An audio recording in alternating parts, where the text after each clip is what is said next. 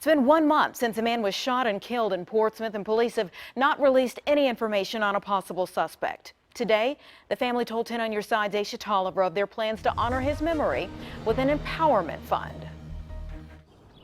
His family says Curtis touched a lot of people during his life here. They say he had a big heart and was always that bright light led by God. Now they want his life to continue to carry on in the community. He will always be my hero, and he'll always have that special place in my heart. Family members say 33-year-old Curtis Walton was a man of God who always tried to do the right thing, even from a young age. He grew taking graffiti off of buildings without being asked to do so. I mean, he would just show up and say, hey, I see graffiti. He had a pressure washer, and he would show up at the building and find himself a water hose, and they'd come in and find the building clean.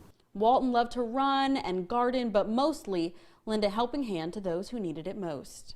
If it was something of good, of nature, of light, to help someone else, to grow someone else, to give back to someone else, then yes, he had to do it. That mentality of giving back stayed with him until he took his last breath. Portsmouth police say Walton was an innocent man walking on Columbia Street when he was shot and killed back in early April. Detectives believe it was an attempted armed robbery. While Walton may be gone, his mom and sister say he will always be in the hearts of those he touched along the way. He was more than a son. He was more than a brother. He was a friend, a mentor, a co-worker. He was always for the underdog. To honor him, his family started the CW Student Empowerment Fund to help others when they feel there's no help.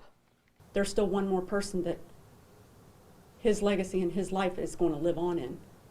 And we're hoping for generations to come, not just today, not just when the case is solved. Police have yet to make an arrest in the case, but said the drivers of 2 sedans, one black and another maroon, may have information. If you know anything, please contact police. Well, now, if you're interested in donating to that empowerment fund, you can find out how over on WAVY.com. In Portsmouth, I'm Aesia Toliver, 10 on Your Side.